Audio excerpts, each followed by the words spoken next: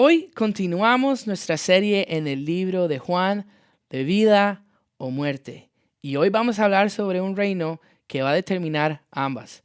Hay un reino que nos va a dar vida y hay un reino que nos va a dar muerte. Hoy nos encontramos una escena única. Además de la crucifixión, este es el único milagro que se menciona en los 4 evangelios: Mateo, Marcos, Lucas y Juan. Miles de personas, una larga caminata a un lugar remoto, un milagro increíble.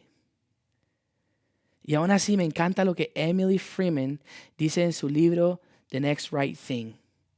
Dice así: si hay algo que sé con certeza en el reino de Dios, es esto.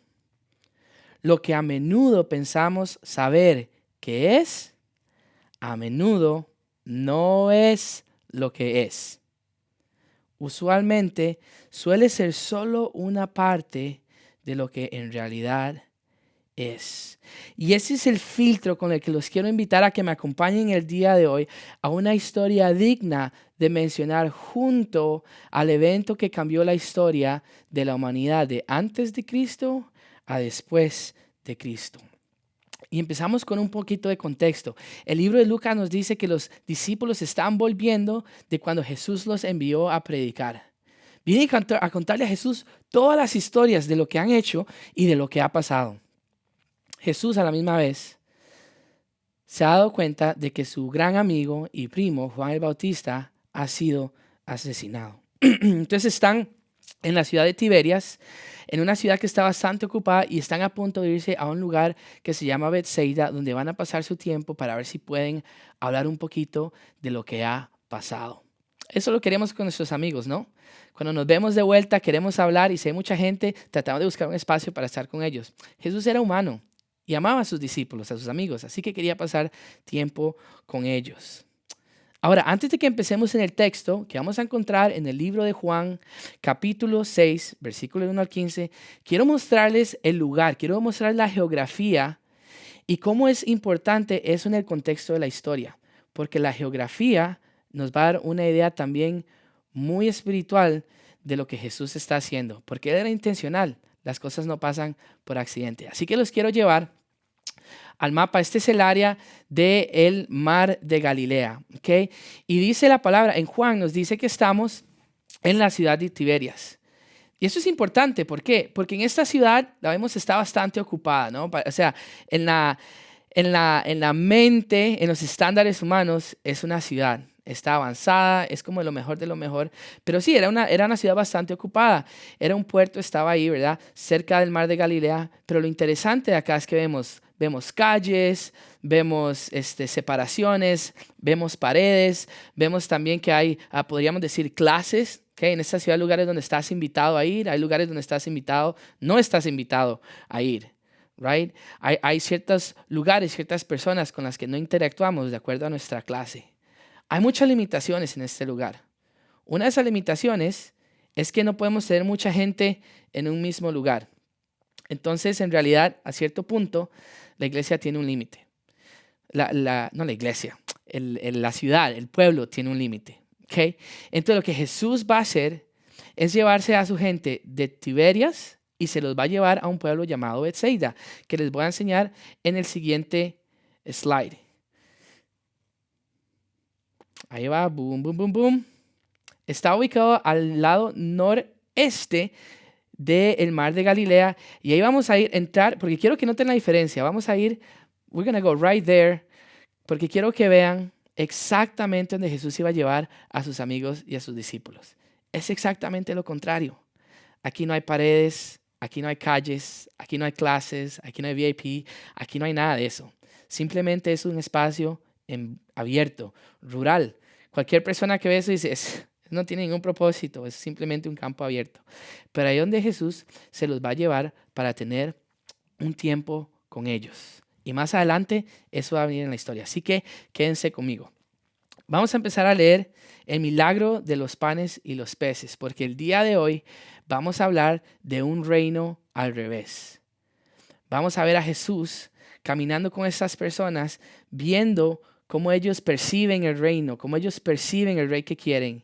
Y Él con mucho amor, mostrando el tipo de rey que Él viene a ser, el tipo de trono que Él viene a establecer. Así que quédense conmigo porque vamos a empezar con el texto en este momento. Dice así: algún tiempo después, Jesús se fue a la otra orilla. Se fue de Tiberias a Bethsaida, en el mar de Galilea.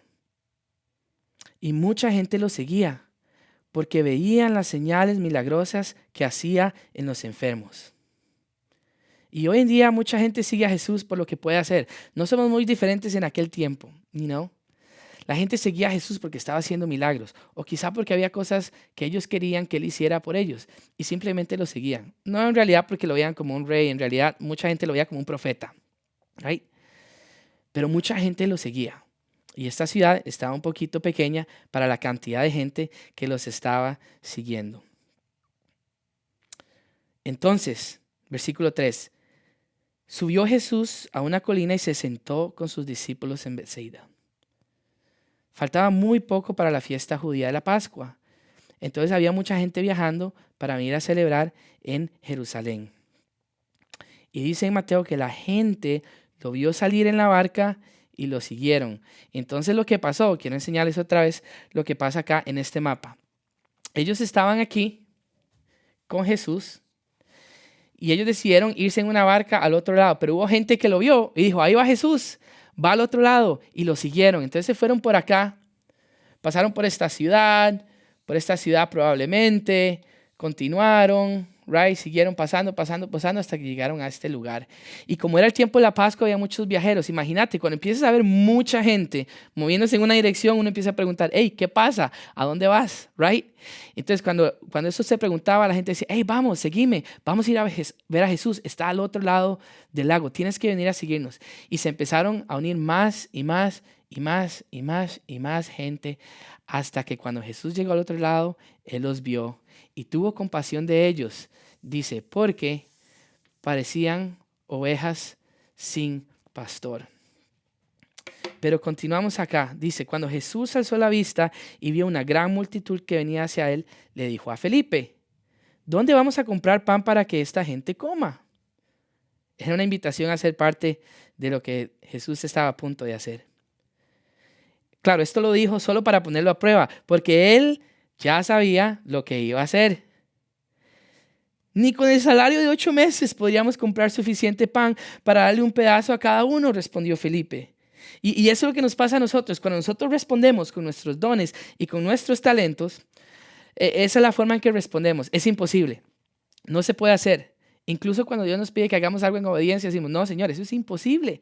Yo no puedo hacer eso. Y eso es casi que exactamente lo que Jesús quiere mostrar. Exactamente. Tú no lo puedes hacer, pero yo sí. Otro de sus discípulos, Andrés, que era hermano de Simón Pedro, le dijo, aquí hay un muchacho que tiene 5 panes de cebada y 2 pescados, pero ¿qué es esto para tanta gente? Jesús les dijo, hey, hagan que se sienten todos. En ese lugar, dice, había mucha hierba. Entonces pueden marcar, pueden subrayar eso porque vamos a volver en eso más adelante. Se parece mucho al Salmo 23. Junto a aguas de reposo me pastoreará. Me llevará por sendas verdes y me dará descanso. Así que se sentaron, y los varones adultos eran como 5,000 más o menos. Pero en ese tiempo solo contaban a los varones. Habían niños, habían mujeres, habían personas que se habían unido a ese grupo. Entonces los teólogos dicen que más o menos eran entre 15,000 a 20,000 personas. Y simplemente tenían 5 panes y 2 peces. Jesús tomó entonces los panes, dio gracias y distribuyó a los que estaban sentados. Todos, a todo lo que quisieron. Lo mismo hizo con los pescados. Una vez que quedaron satisfechos, dice la palabra, dijo a sus discípulos, recojan los pedazos que sobraron para que no se desperdicie nada. Así lo hicieron, y con los pedazos de los 5 panes de cebada que le sobraron, a los que habían comido, llenaron 12 canastas. Al ver la señal que Jesús había realizado, la gente comenzó a decir, en verdad, este es el profeta, el que ha de venir al mundo. Pero Jesús, dándose cuenta de que querían llevarse a la fuerza y declararlo rey, se retiró de nuevo a la montaña solo. Y es interesante que la gente solo quería hacer Jesús rey una vez que él llenó sus circunstancias. Pero Jesús no estaba aquí para ese reino. Él no solamente quería solucionar las circunstancias de las personas. Él no simplemente quería las circunstancias de ellos. Él no simplemente quiere las circunstancias tuyas. Él quiere tu vida entera. Y aunque él estaba en una colina en Galilea, su ojo estaba en una colina en las afueras de Jerusalén, donde él sería crucificado para un reino mayor. Su mirada estaba en un reino diferente. Y ese es el tema de hoy, un reino diferente. Dice, vamos a volver aquí, vamos a hablar hay 3 puntos que tengo para ustedes el día de hoy. Los puntos están súper sencillos, pero se pueden aplicar súper bien. ¿Okay? Hoy vamos a hablar de un reino de un reino al revés. ¿Okay? Un reino al revés, un reino diferente, un reino del que no hemos escuchado, un reino que a veces no tiene sentido. Dice, algún tiempo después Jesús se fue a la otra orilla y mucha gente lo seguía porque veían las señales milagrosas que hacía en los enfermos. Entonces subió Jesús a una colina y se sentó con sus discípulos. Faltaba muy poco para la fiesta judía de la Pascua. Y sí, es increíble lo que pasa aquí y nos lo podemos perder fácilmente. Porque la primera cosa que vamos a poner es que su reino es inclusivo. Su reino incluye a todos. En Tiberias era una ciudad que tenía paredes, divisiones, clases, límites. Ahora, ante los ojos de los hombres, era grande y era genial. Pero para los ojos de Jesús no era suficiente. En Bethsaida era un campo abierto. Ahí no era rural, sin divisiones, no había clases sociales, no había VIP. Estaba vacía en realidad a los ojos de los hombres. Pero para Jesús era perfecta para el reino de Dios. Y sí, en ese espacio no había separación. Todos los que querían venir estaban incluidos. No solamente los que Jesús quería, no solamente los discípulos que Jesús había invitado. El reino que Jesús traía no era solo para los judíos, no era solo para los romanos, no era solo para los griegos. Es para todos los que quieran ser parte de su reino. Y eso lo podemos ver en los discípulos que Él escogió. Recaudador de taxes, de impuestos, teníamos a un asesino, teníamos a un ladrón, teníamos a otra persona que estaba entrenada para matar. O sea, era increíble, era fatal. Pero el reino que él traía no era solamente para los que estaban en lo mejor, eran para todos. Vemos que su reino es inclusivo también con los fariseos con los que él interactuó, incluso con Nicodemo. Los fariseos eran populares para cierto grupo de personas, pero la mayoría no los querían mucho, porque subían la barra de todo y eran complicados y eran como ese tipo de cristianos que son, disculpen la expresión, pero son como pedantes un poco, que hasta que caen mal, porque todo lo exageran. Es como que todo lo quieren hacer increíble y perfecto, y entonces uno frustra porque no lo puede hacer. Pero incluso con eso interactuó Jesús. Las mujeres que empoderó también, la mujer samaritana, con la que ellos no hablaban, pero él lo hizo. Y la hizo la primera evangelista de la historia, para él. Lo vemos también en las personas que ayudó, como el funcionario real, cuando sanó a su hijo. A aquellos que sanó, el hombre que estaba inválido en las piscinas. Él lo ayudó y lo sanó. Había suficiente campo para todos, porque Él tiene un reino diferente y en su reino hay inclusión, su reino es inclusivo. Ese es número 1. Número 2, antes de ir al número 2, quiero leerles algo rápidamente. Me encontré esta frase y me encantó. Se llama el reino al revés. Es algo extraño, pero hermoso. Y está escrito en un libro que se llama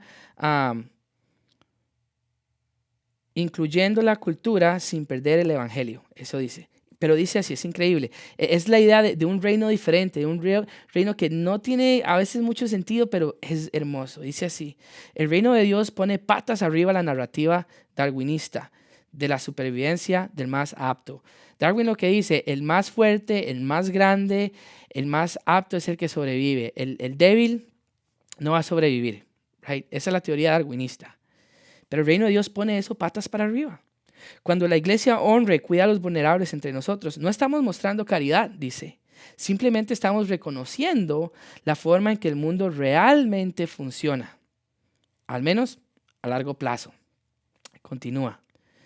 El niño con síndrome de Down en la quinta fila de atrás en su iglesia no es un proyecto ministerial, es un futuro rey del universo.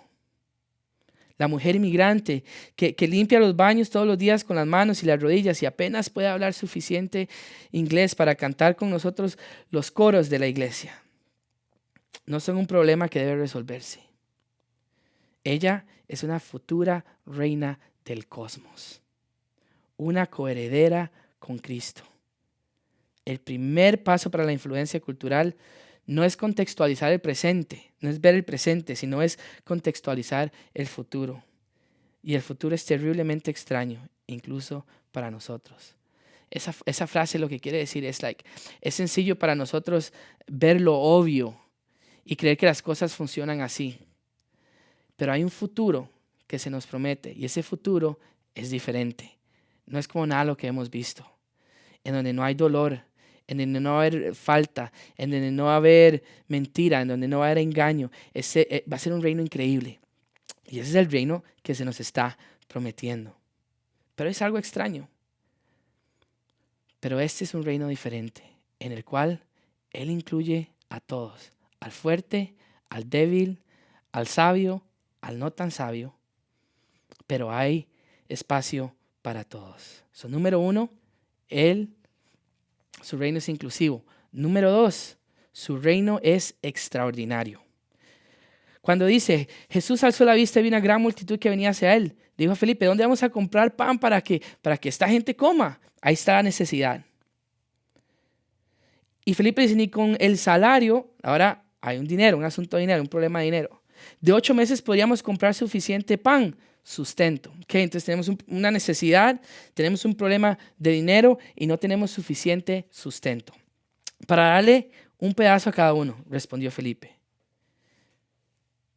Porque aunque tuvieran el dinero para comprarlo, sería imposible encontrar la cantidad de comida o de pan necesario para darle a tantas personas.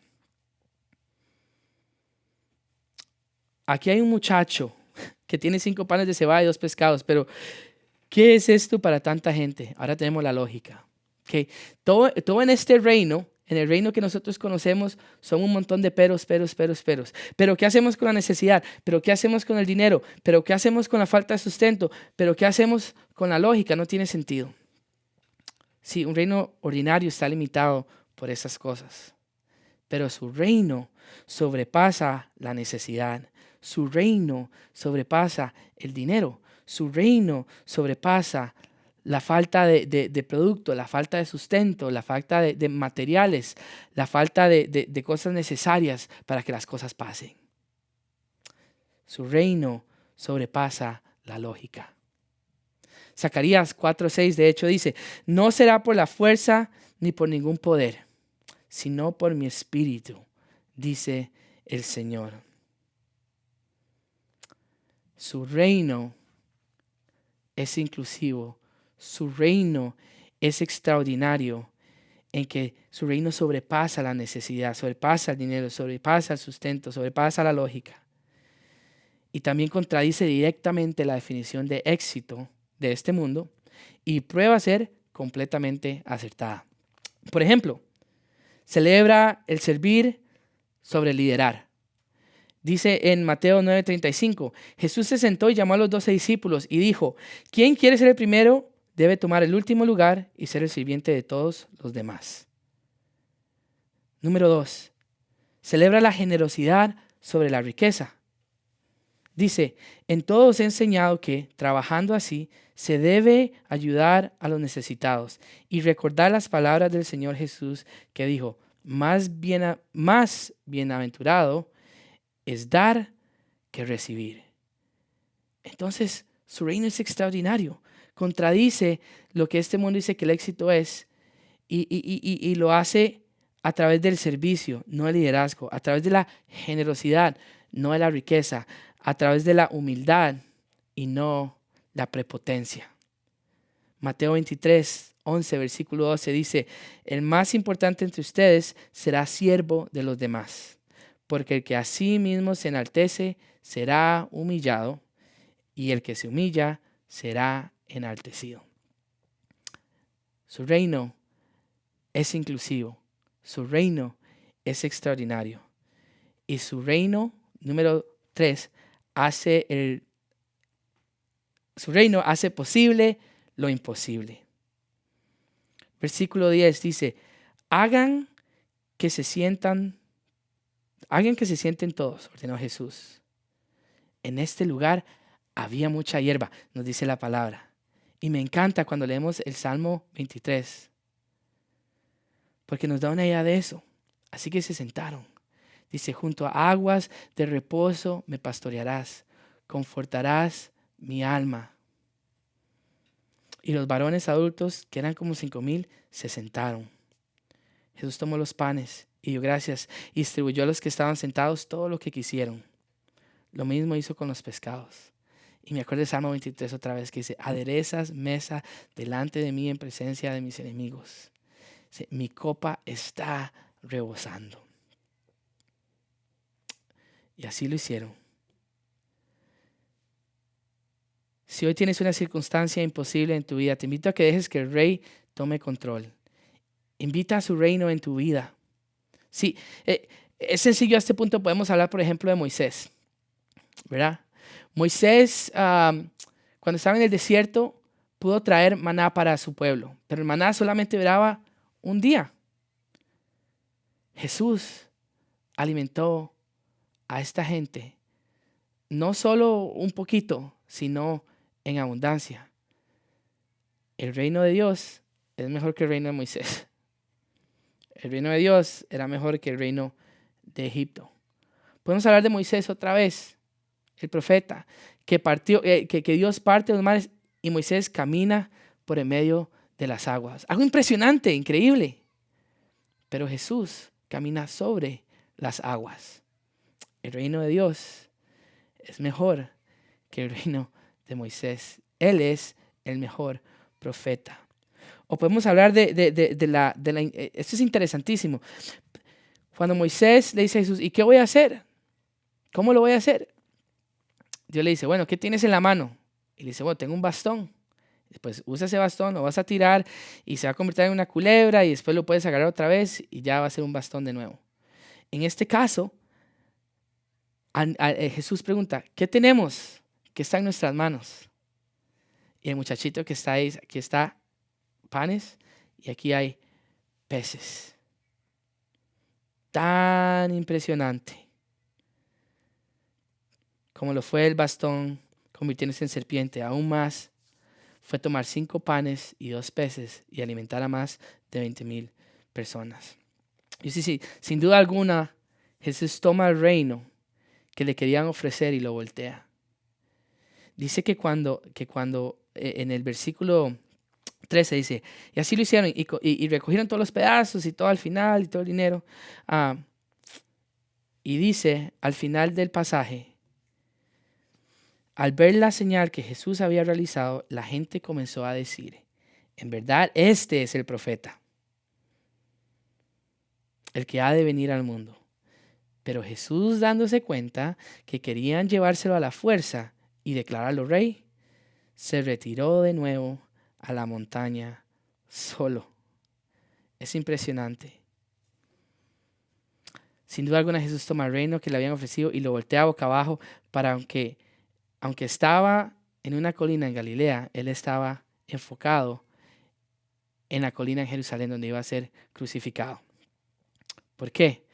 Porque recuerdo esa frase que leímos al principio. Si hay algo que sé con certeza en el reino de Dios es esto: lo que a menudo pensamos saber que es, a menudo no es lo que es. Usualmente suele ser solo una parte de lo que en realidad es. Es, por ejemplo, el reino de este mundo es como un reloj de arena. ¿Okay? So, acá lo podemos ver. Acá arriba el mundo tendría, o sea, como lo más importante, ¿no? Ellos tendrían acá dinero, tendrían éxito, tendrían carros, tendrían fama, por acá tendrían también muchos amigos, por acá tendrían buenas ropas, se visten al día, tienen cosas caras. Y por aquí abajito, un toquecillo más como en el medio, vamos a tener un poquito de generosidad, porque hay que ser generoso y si uno da, entonces las cosas buenas le pasan, dice este reino, ¿no? Que uno tiene ah, que tener buen karma, ¿no? Para que el mundo, el universo le dé vuelta a uno. Entonces eso está como por aquí en el medio. Y en este reino, aquí abajito, lo que está es la gracia, la humildad, la misericordia, el dominio propio, el servicio, el ayudar a otros. Y Jesús se da cuenta que como Él está llenando y solucionando la circunstancia, ellos quieren que Él sea rey de esa parte de su vida, la parte que les ayuda. Pero cuando le ofrecen ese reinado, Jesús dice, no, mi reino es completamente al revés. Y Él agarra la historia y le da vuelta completamente. Y ahora las cosas que estaban arriba empiezan a pasarse al fondo. El dinero no es tan importante porque Él puede suplir lo que necesita. La fama no es tan importante porque Él no necesita ser famoso. No necesita que le caigan bien o no, porque Él tiene una meta simplemente. La fama no es necesaria, el dinero no es necesario, la ropa no es tan necesaria, pero es un proceso y Él lo entiende, lleva tiempo. Dios quiere tomar el reino en el que nosotros tenemos nuestra vida y quiere volverlo al revés. Y en el proceso Él quiere cambiarnos en ser más y más como Él. No, a veces no va a pasar de la noche a la mañana. Tenemos muchos malos hábitos y a veces hacemos cosas que no están bien, pero Él está trabajando en nuestras vidas. Si nosotros estamos dispuestos a hacerlo el rey de nuestra vida, si queremos vivir en su reino, el proceso va a empezar a pasar en nuestras vidas. Hasta que este mundo y las prioridades de Él van a estar al fondo y las prioridades del reino van a estar en la parte de arriba. Súper, súper importante. Todos nosotros tenemos un rey. Right? Todos tenemos un rey. De alguna forma, para nosotros aquí en la iglesia, todos tenemos un rey, que sería el pastor rey. Pero también, ya en serio, otros tenemos el televisor, lo tratamos como un rey. Está en el centro de la sala, en el mueble más bonito, y hacemos todo lo que nos dice que hagamos. Aprendemos todo de ahí y lo ponemos todo en práctica. Otros tenemos otros reyes, otros tenemos, por ejemplo, adicciones, drogas, que es a donde vamos, es hacia donde vamos para escondernos del dolor, es a donde vamos para escondernos de las inseguridades y empezamos a usarlas para dormir el dolor que causa en nosotros.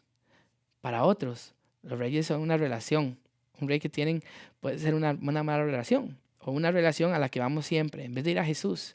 Nos encontramos en ellos un lugar de seguridad, un lugar de validez, un lugar de dirección. Todos tenemos un rey. La pregunta es, ¿qué tan grande es ese rey? ¿Y qué tan estable es ese reino? Pero para ir terminando, lo que aprendemos del milagro de los panes y los peces es, número 1, nunca juzgues tus problemas a la luz de tus recursos. Dios sabe lo grandes que son tus problemas, así que dile a tus problemas cuán grande es tu Dios. Esa frase a veces dice, no le digas a Dios qué grandes que son tus problemas, dile a tus problemas qué grande es tu Dios. Pero yo creo que Dios sabe lo grande que son nuestros problemas. Entonces, no es que hay que decirle, Él ya sabe. Lo que tenemos que hacer es decirle a nuestros problemas lo grande que es nuestro Dios, si Él es nuestro rey. Todos tenemos un rol en el reino. Unos trabajan en limpieza, otros son en servicio al cliente, otros son hombres de negocios, mujeres de negocios, otros son astronautas, otros son maestros, otros son amas de casa, otros son carpinteros. Pero Dios tiene un plan para cada uno de nosotros. Él quiere que veamos los recursos y que se los pongamos en sus manos. Porque 5 peces y 5 panes no hacen nada. Pero 5 peces y 5 panes y 2 peces en las manos de Jesús pueden cambiar todo.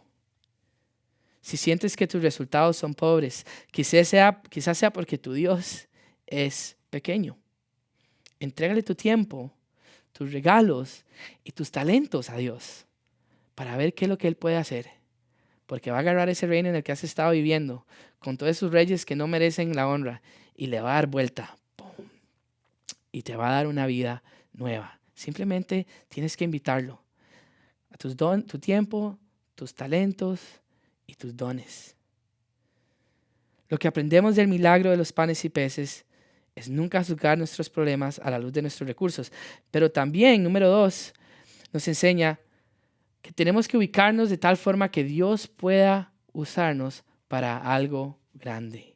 Ubícate de tal forma que Dios te pueda usar para algo grande. El muchacho en la historia estaba presente. Yo no sé si salió desde Tiberias o yo no sé si lo agarraron de camino en uno de los pueblos, pero él estaba presente. Y no solamente estaba presente, él estaba cerca. Y no solamente estaba presente, no solamente estaba cerca, sino que él estaba dispuesto. Y cuando Jesús se presenta y pregunta, ¿qué vamos a hacer? ¿Qué tenemos?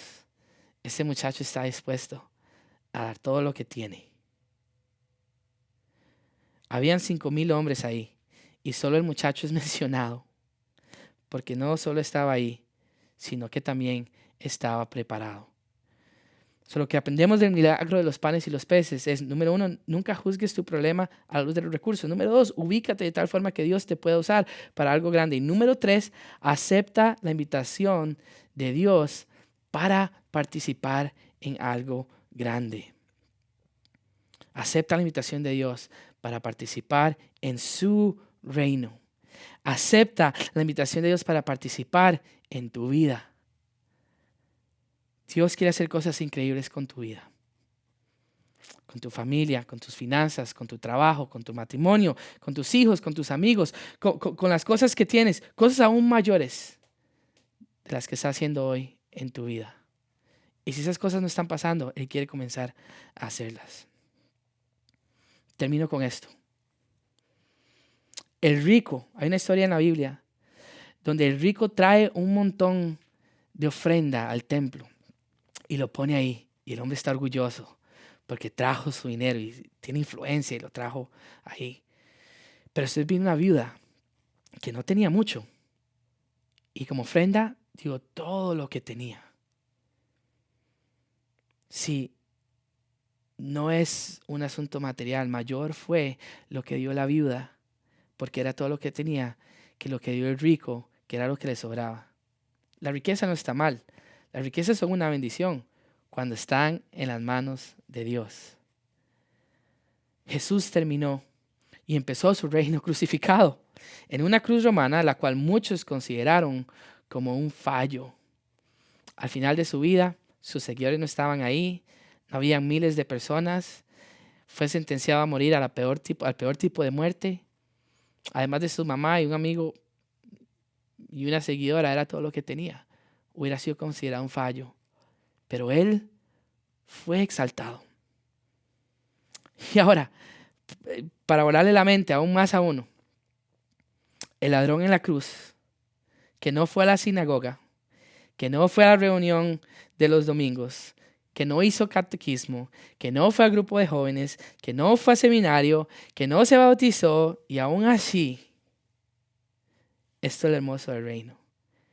Ese mismo día, cuando el ladrón en la cruz le pidió a Dios que lo llevara a su reino, Jesús lo hizo. Y contra todo lo que la gente quiera decir.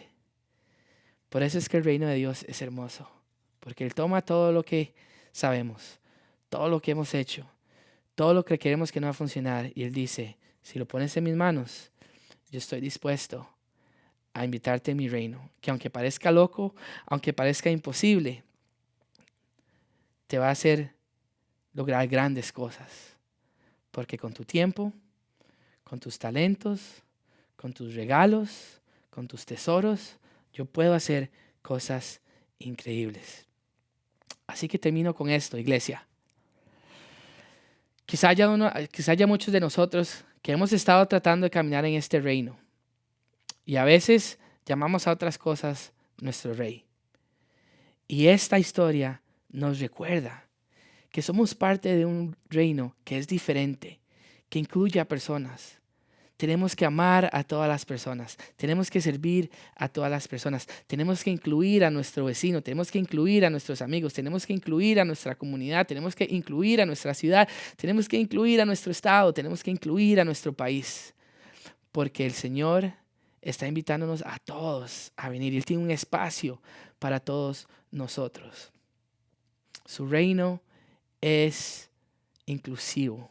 Su reino es extraordinario. Él está listo para hacer milagros, para hacer cosas increíbles en nuestras vidas. Si queremos ser parte de eso. Y su reino puede hacer cosas imposibles, posibles. Vivamos en esa verdad. Hay otros de nosotros que no hemos vivido en ese reino. Hay otras personas que nunca le han pedido a Él que fuera rey. Entonces no pueden experimentar este tipo de vida sobrenatural, este tipo de vida que aunque las cosas se estén cayendo en pedazos, nos da una fe que sobrepasa el entendimiento. Pero yo te invito el día de hoy a que aceptes la invitación que Él está haciendo, que aceptes ser parte de su reino, que aceptes que sea el rey no solamente de tu circunstancia, sino el rey de tu vida, para que puedas ver cosas que nunca jamás hubieras visto de otra forma. Él te ama.